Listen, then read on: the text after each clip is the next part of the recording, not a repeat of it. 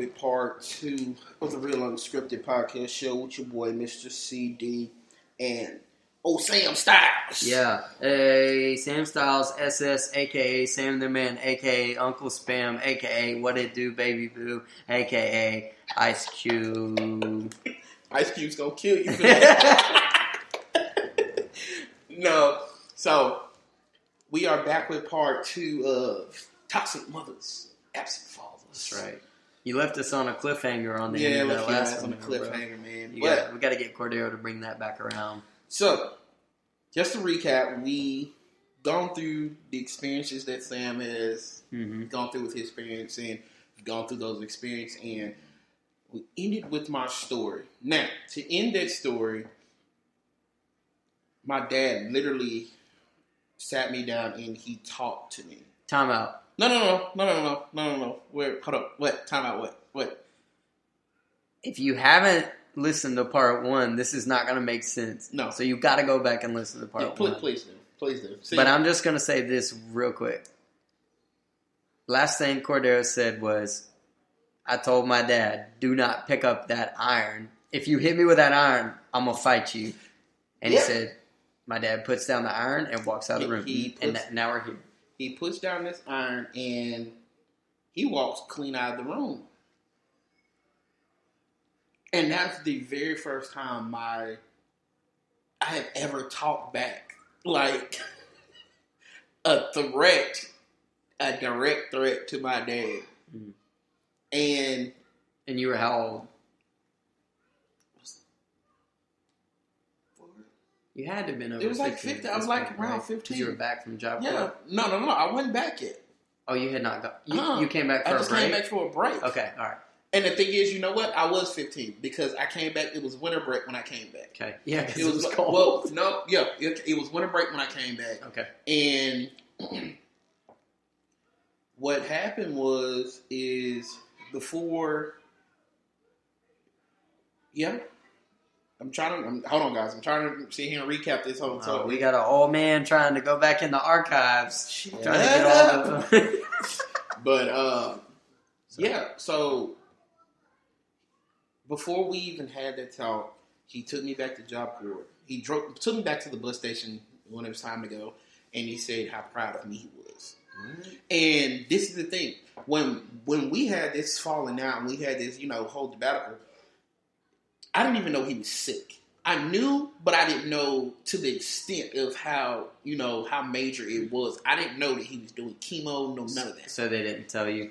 They didn't tell me anything until I came back for summer break. Wait, so y'all talked about the whole fight afterwards? Or no? We didn't even talk about that fight.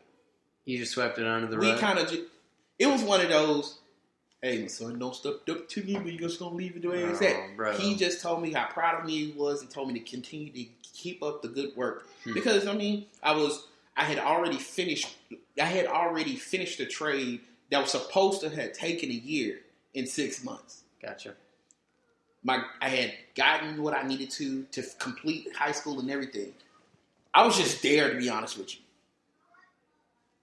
And...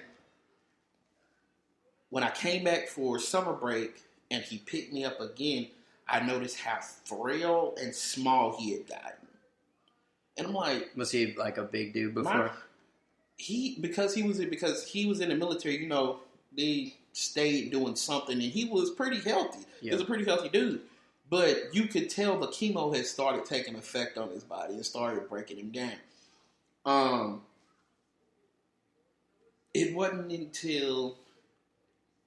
the night before it was time for me to leave and go back, when he called me in the room and he sat me down and he was like, I have never been more proud of you than I ever have been.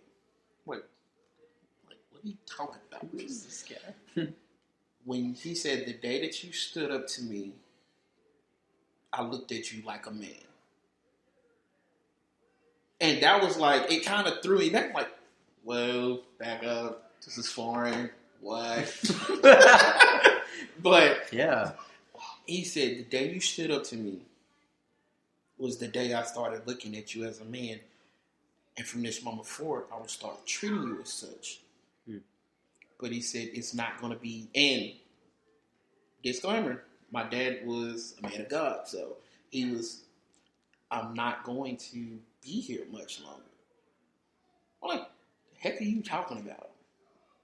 So you had no clue that he was like that sick? I didn't know he was that sick, that sick.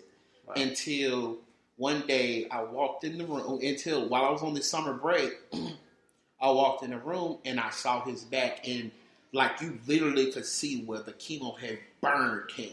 Wow. And I was like, what is going on?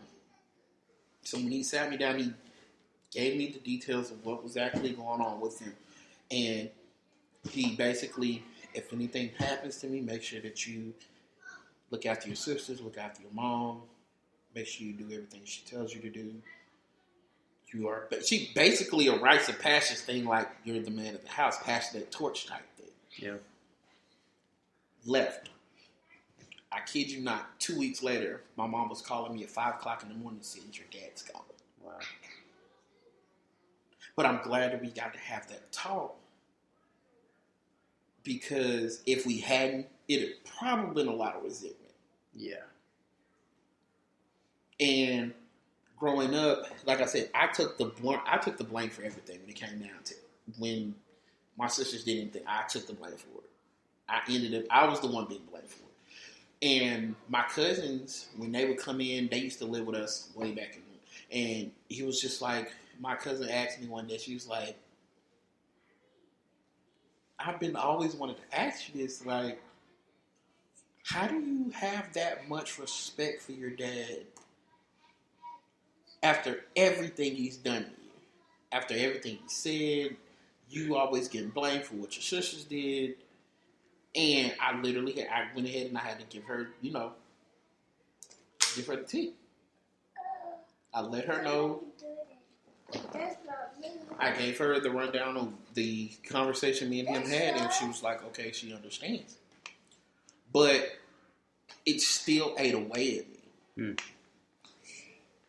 It still ate away at me.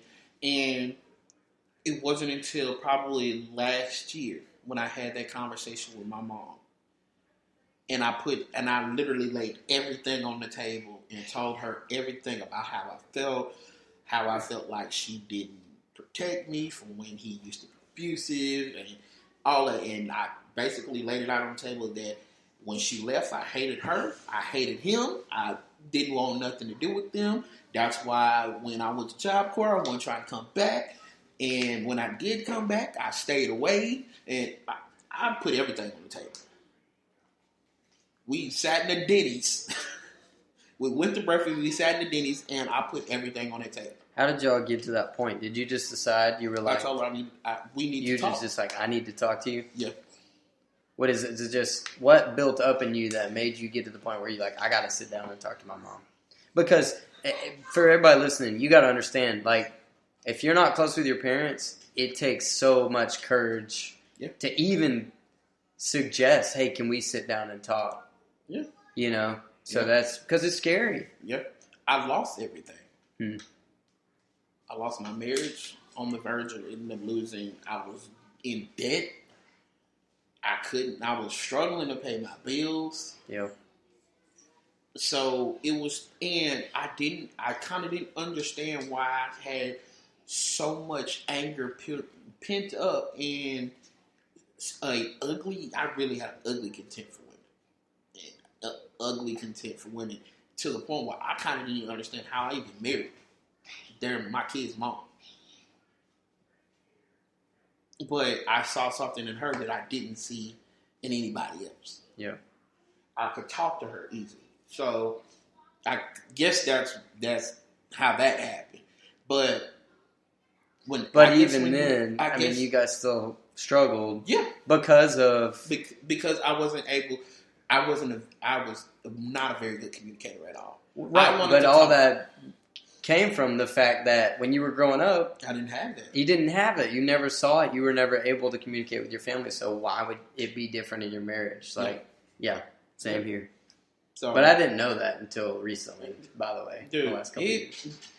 It literally took me signing divorce papers to figure that out. Which I'll just tell everybody out there, like, and this is for us too. The reason that people make the same mistakes as their parents is because they try so hard to not do what their parents did. Not be their parents. Right, not be their parents. That in reality, they're actually being their parents. Because that's what their parents did too. So it's a cycle. And like literally, the only solution is like you got to get freedom from that stuff. Yeah. But if you're not aware of it, if you don't have number one, the Lord, like God plug, and two, relationships that are real. If you don't have real people around you, no, it's not going to happen. No. And you got to have real people that are telling you healthy things. Yeah. Like, and I didn't have, and the thing is, I didn't want to be surrounded by that. Right. Like at the time, misery loves company. Yeah, you don't want to. I still wanted to drink. I still wanted to smoke. Right. I still wanted to do what I wanted to do. So why would I surround myself with folks that wanted to pour positivity? Man, yeah. I think I like the drama better. Right. But it was fun at the time until you really sit back and you lose everything, and then you're just like, there's a void. But literally, like I said, I had lost everything, and I wanted to find out why. And it wasn't until I really had a come to Jesus meeting in my room. Like, I literally got on my knees and was like, okay, God, I don't know what you're doing. I don't care how you're doing it, but I'm listening now. Yeah. Where do I need to start? Because I need your help. I need something better because this isn't working. When you have the thoughts of when you start having thoughts of taking your own life every single day, some has to give. Right. And that was me. So that's how that conversation came about. And when I sat down and I talked to my mom and I put everything on the table and she said she was sorry and everything, it felt like the weight of the world lifted off of my shoulders. It really did. It felt like the weight of the world lifted off of my shoulders. That's so crazy. Like, well, it's not crazy, but it's interesting how you have to get to that point to like have that conversation with God, first of all, and then second, with your mom, you know? And that's the whole point of why we wanted to do this podcast was like, for one, like, the more you're able to talk about stuff like this, the more healed you get from it. Yeah. But two, we wanted to be able to at least try to encourage people, help them. Like, if you basically don't have to get to depression to go talk to somebody you love or your parents, tell them you're sorry. And honestly, every time you do it, like you actually go out and have the courage and have that conversation with whoever it is, it's like, that was a lot easier than I thought it was going to be. Oh, yeah. You know, it's like not as big of a deal in a good way as you made it up to be. And that's kind of where I was at too. And I have a similar-ish story. You know, the sad thing is, like, my parents don't really know my testimony, but at the same time, they like support me going through, I'm doing air quotes again, ministry school. Because I've like, for everybody listening, I have this ministry degree, but at the same time, nobody in my family has ever sat down and said, tell me your story. Like, why do you do what you do? And it's just like, why? I've never felt like they've cared to know. And if they have, they've never said, tell me anything. Right.